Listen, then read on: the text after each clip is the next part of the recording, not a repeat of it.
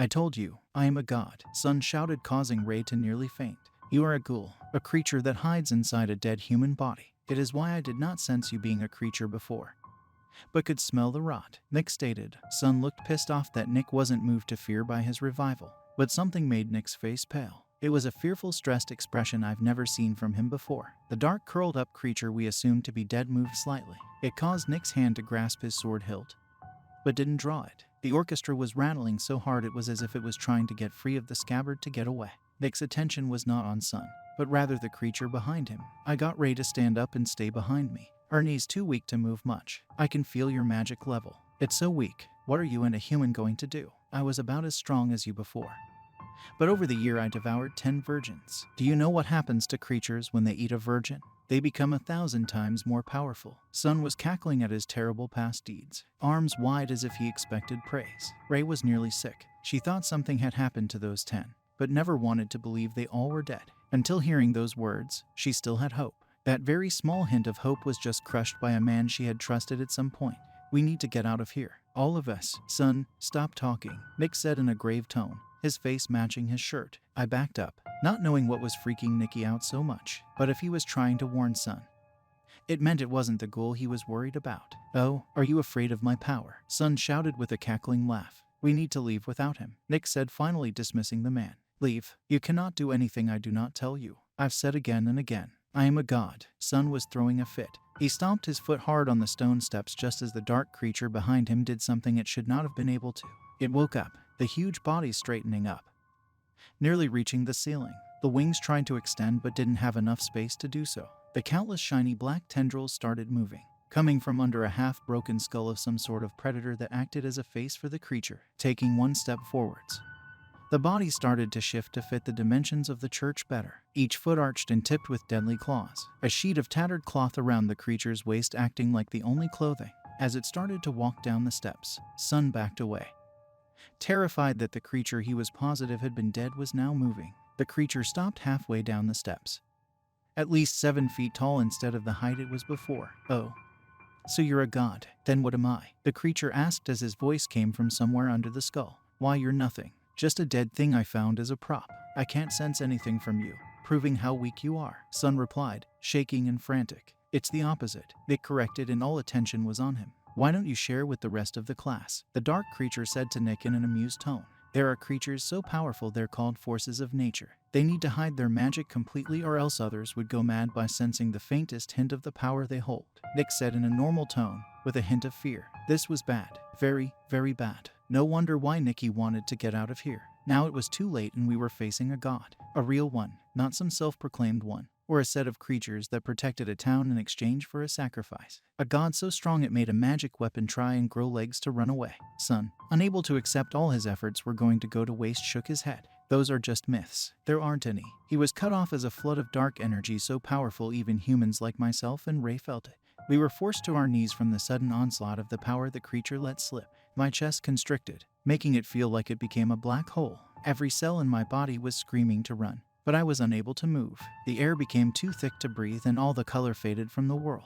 Nick collapsed as well, on his knees and barely able to keep his body lifted off the ground. He wasn't human, so whatever I was feeling would be increased because he could sense things better. For a while, I thought we all were going to die. I fought through the feeling, trying to reach out to my partner, when suddenly the terrible oppressive air lifted. We all gasped and sputtered, trying to return to normal, but our bodies still struggled with the dark feelings from seconds before. Sun remained on his knees, completely and utterly broken. His pride had shattered to a million pieces. All the strength he thought he had gained was nothing compared to a creature he had thought was dead.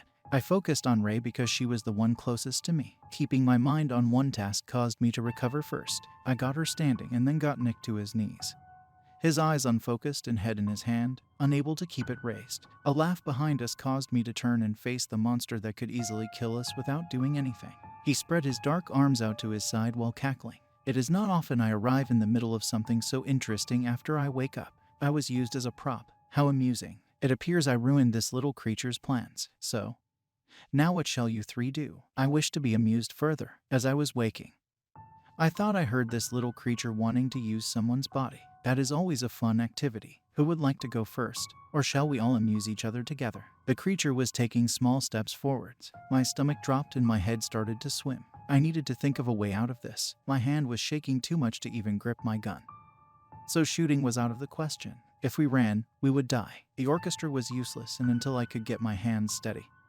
We did not have a useful weapon. As the godlike creature got closer, he raised a hand to grab a hold of Ray or myself. Nick stepped between us and the creature, still weak from the energy that knocked us all flat. He stood as tall as he could. Do whatever you like to myself. Let these two go free, he offered. The creature grabbed a hold of his chin to look over his face. The skull made it impossible to read its intentions. I wouldn't mind. You're not as pure as I prefer. Is this not the only time you have offered yourself up? Actually, come to think of it, I don't mind at all. My skin was crawling from his tone of voice and how Nick wasn't trying to defend himself. This was not happening. I adamantly refused it. I grabbed Nick and shoved him and Ray behind me. I pressed them together as they were both surprised by the movements. While staring up at the creature's skull, I almost growled from how pissed off I was. No one was going to touch my partner or make Ray suffer further. Keep your filthy hands off them. I was shocked by how deep my tone of voice became from the hate I felt towards the creature. He took a step back, looking us all over, with wings spread.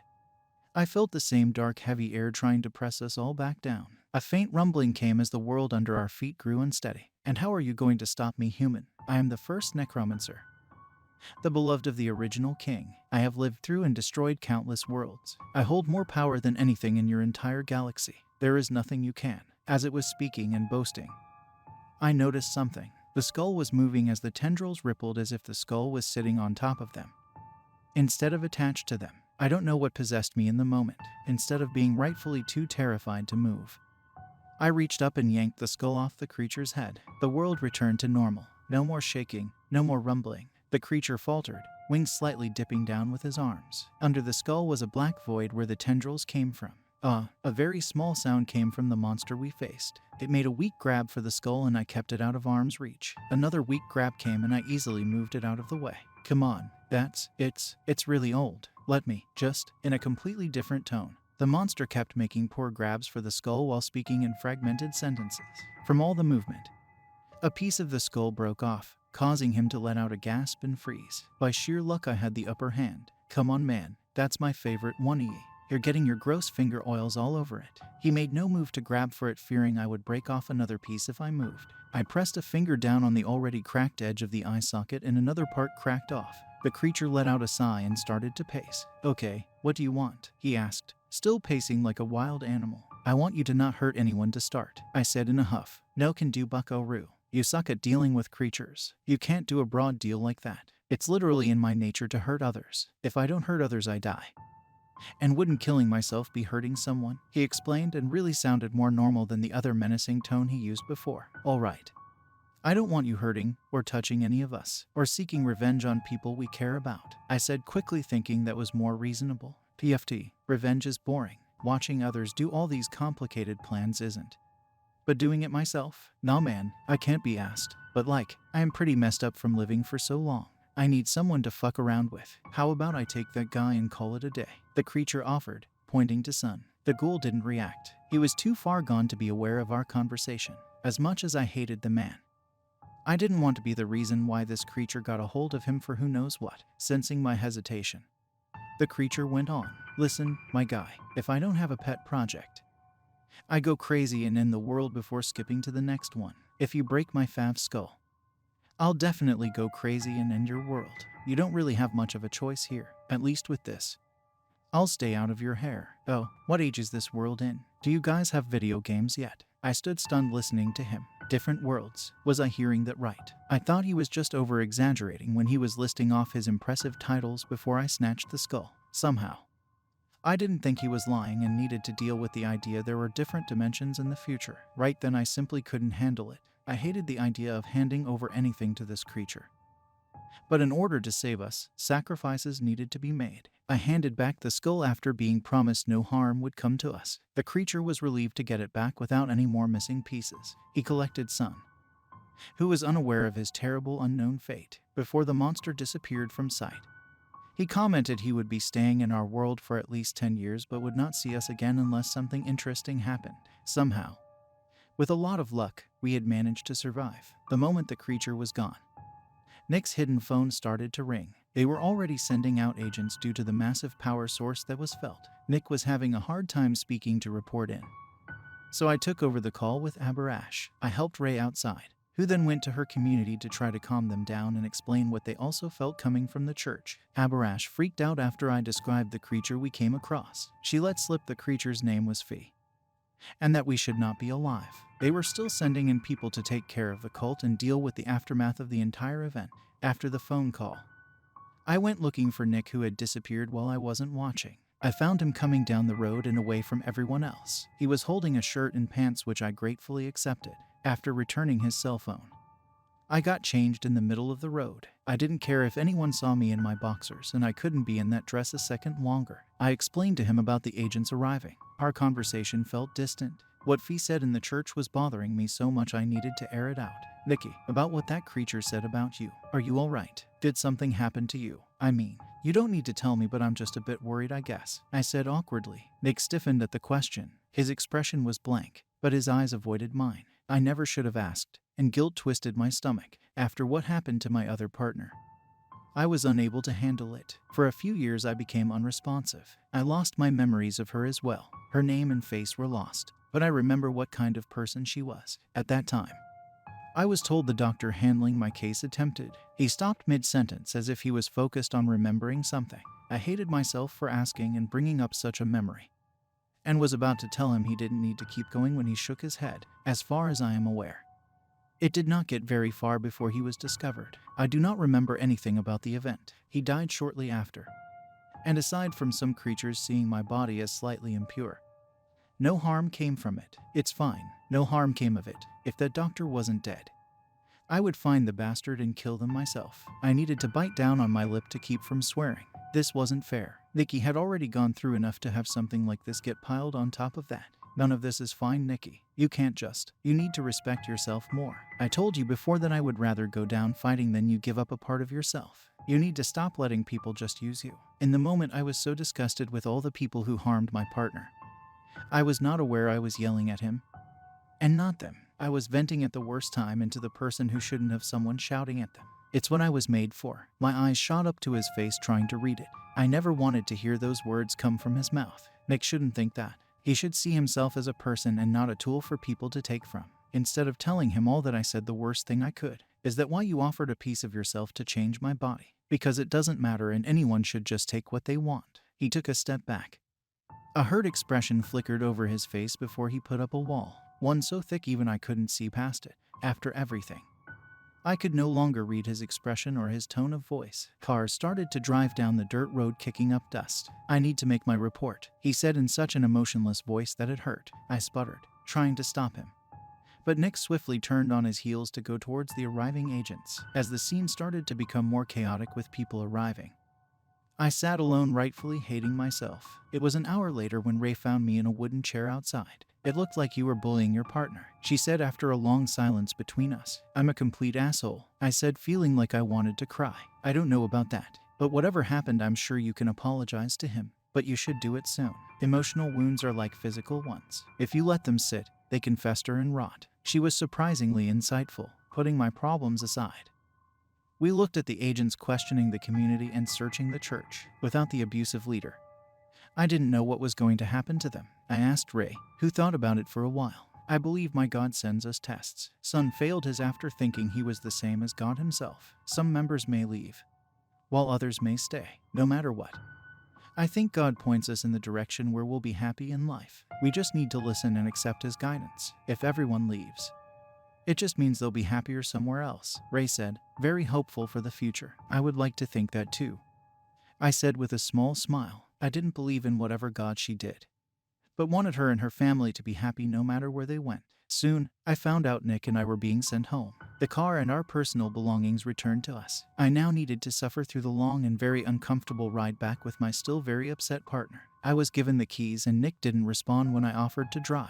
His hair had already started to lighten, but the person who stared out the window wasn't the same one I'd gotten to know the past few months. I needed to think of something to make this right. A regular apology wasn't enough. As we drove, I spotted a sign in a small line of shops. Without a word, I pulled over in front of a store and Nick finally noticed we stopped. He had recently found a new home for the twin lizards he was taking care of, but I assumed the room he was using still remained set up for reptiles. You still have that lizard room, right? I asked. Yes. He looked at the store and finally clued into why we stopped. By complete chance, we came across an exotic fish and reptile store. He got out of the car, leaving me behind so he could look at what the pet shop carried. Nicky loved animals, and I knew he would be walking out of the store with a pet even if he could only care for it for a short while. His workload kept him out of his house, so he rotated through animals he found homes for rather quickly. As he looked down the aisles and at the glass tanks, I stood in the fish section. I found out that fish were a lot of work. You couldn't just put them inside a bowl.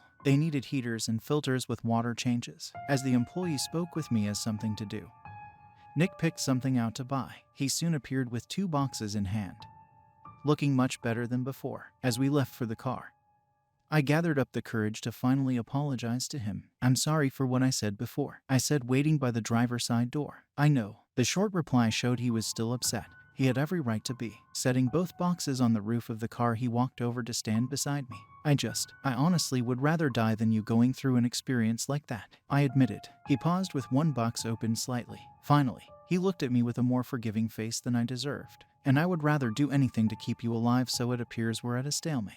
Hold out your hand, Nick told me. I took 2 steps back. That was never a good request. His hand went into the box and he pulled out something that proved he was angry with me. A tarantula crawled around on his hand and I let out a shriek. If there wasn't a car in the way, I would have made a run for it. Why the hell did the store even sell these? He demanded my hand again, and I shook my head as a cold sweat formed. I swear, if you get that near me, I'll freak out and kill it, I said in a shaking voice, not taking my eyes off of the crawling creature. I trust you. Nick held out his other hand while keeping the spider back. I nearly threw up as I let him take my shaking hand in his, then placed the awful spider on the back of it. I shut my eyes tight, unable to look, but found that not seeing where it was going was much worse. Breathing heavy and feeling faint, I opened my eyes to watch all 8 legs scurry around until it settled on the back of my hand for a little cleaning break. My fear levels went down to something manageable. At least I wasn't shaking like a kicked dog.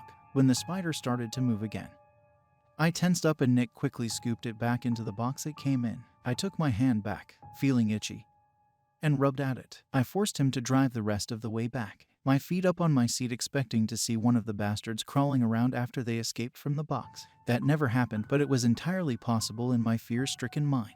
I was never getting Nick upset with me again. He dropped me off at my apartment, strangely being on good terms with each other. Honestly, I felt a little proud of myself for keeping it together being around that massive spider. The elevator was broken, which it normally was. Going up the stairs, any progress made on my phobia was taken back 10 steps when I realized I had nearly touched a nest of spiders on the railing. I screamed and ran the rest of the way to my apartment, swearing to never take the stairs again.